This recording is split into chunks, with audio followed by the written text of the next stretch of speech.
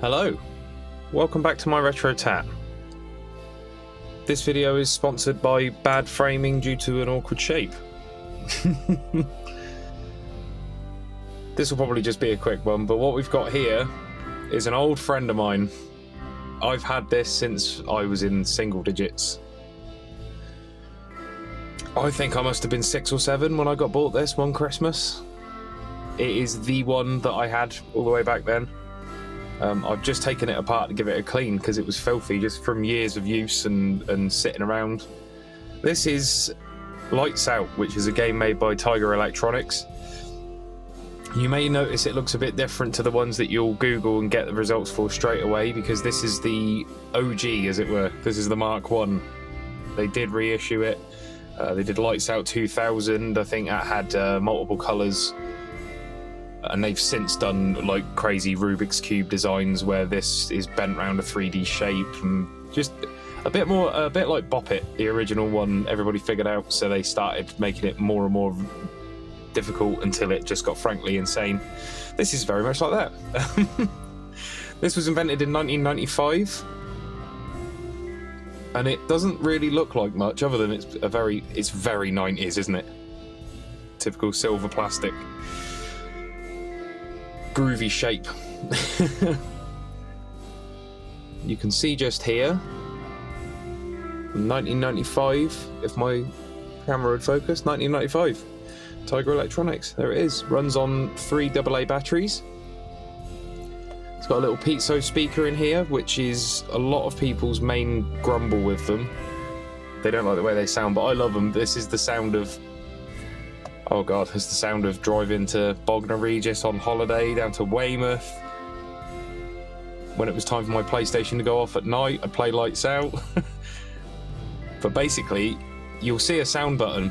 You can turn the sound off. You can't turn the sound off when you first turn it on. So, just to give you a bit of background, this was an original Tiger Electronics design. However, there were a couple of sort of predecessors to this. So there was one invented by a company called the Parker Brothers. You've probably heard of Parker. That was called Merlin. That came out in the 1970s. And then a very cool, I mean, I'd swear it could have been designed by Sinclair.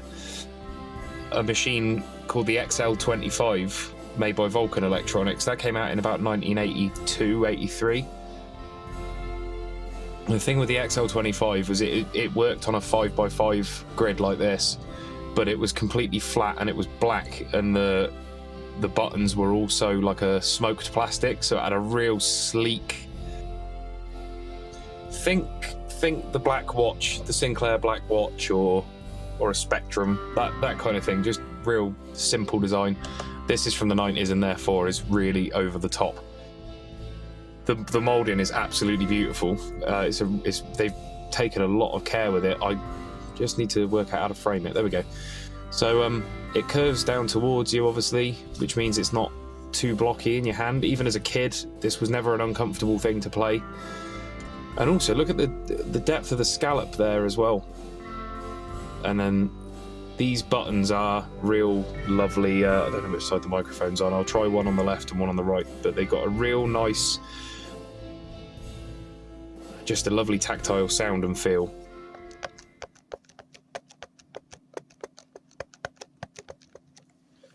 Let's try the other side in case I didn't do it. Yeah, feels very well built. I've been abusing this thing since I was like a small kid. Mashing the buttons, you get frustrated, you press a bit harder than you normally would. And I couldn't for the life of me work out how this worked. And I'll show you why. So let's turn it on. First thing you're going to notice is the worst piece of intro music ever made on a toy, and I love it for it. It's just got spades of character. It's so abrasive. Oh, this is a lovely bit of nostalgia for me, I must admit. Here we go.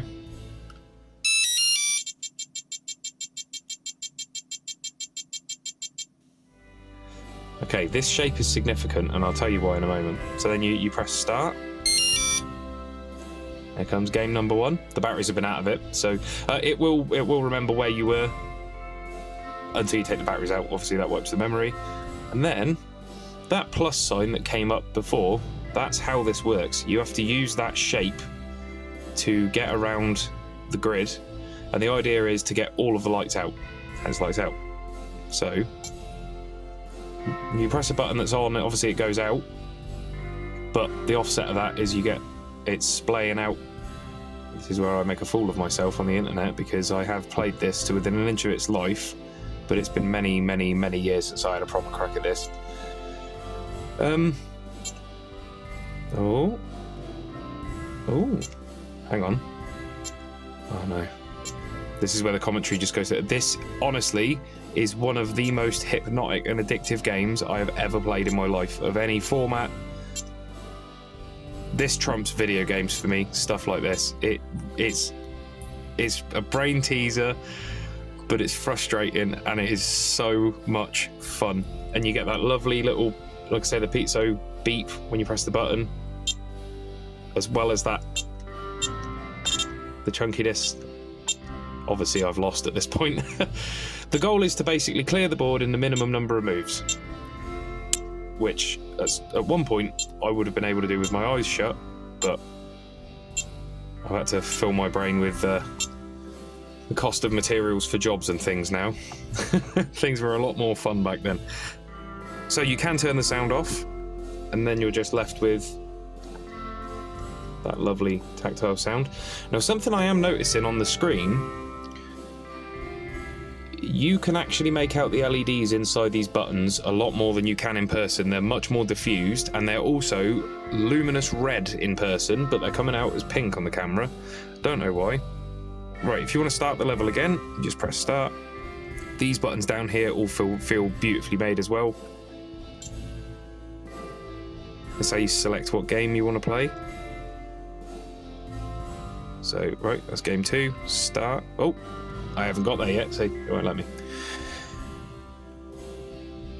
Oh, actually, maybe that is game 2. Like I say, it's been many years. I'm waffling. Sorry. I love it. It's great. Oh, and the other thing you can do, if you need help, it will show you where to press first. Understandably, obviously, if you do that too much, you will lose.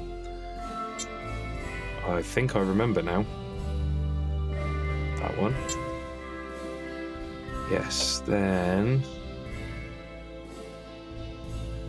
that one. There we go. That one. That one. Yes. Level 2.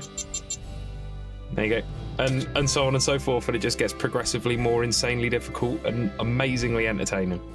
So, the way this works, I have had this apart today because I couldn't put it on camera with it in the condition it was in. It was vile. But the buttons actually work very much like a TV remote. I think I've got a TV remote around that I can show you what I mean. Where's my TV remote? I daren't take that one apart because I've only just got it working. Aha! So,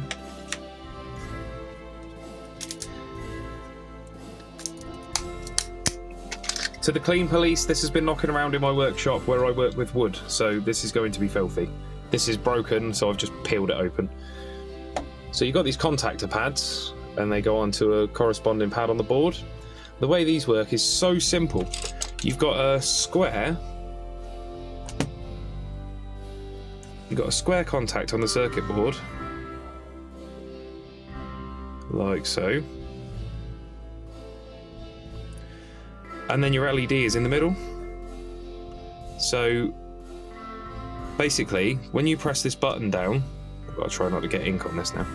When you press this button down, you're pressing down on a rubber diaphragm in the shape of a cube, and then the contact pad is one of these. It's made of this material, but it's just in a strip. And then you've got a kind of chamber, so from the side, you've got the thin membrane that sticks all of these together. Let's draw it down here a bit lower. You've got the thin membrane that sticks them all together, and then you've got the button, and that's really thick, chunky rubber, so it stands up to a good amount of abuse. You've got to imagine this in 3D as well, obviously. And then here, you've just got the contactor pad in this shape. Obviously, this is, you need to imagine this 3D. and then you've got your receiving contact pads on the circuit board down here, and then your LED in the middle. That's it. So you can bash down on this button as much as you want, you're not going to hurt anything. They properly child-proofed this. Anyway, I thought that would be a nice little bit of nostalgia for you guys if you remember them. Please let me know if you remember them, because I am gaga for this, and I've been amazed at how many people actually have fond memories of Lights Out, and probably how many parents have their dreams haunted by the Hey, you can't turn it off once it's... There you go. Yeah. Lights Out by Tiger Electronics, everybody. Thank you very much for watching MyRetroTat. Hope you enjoyed this, and happy 27th birthday to this amazing little toy.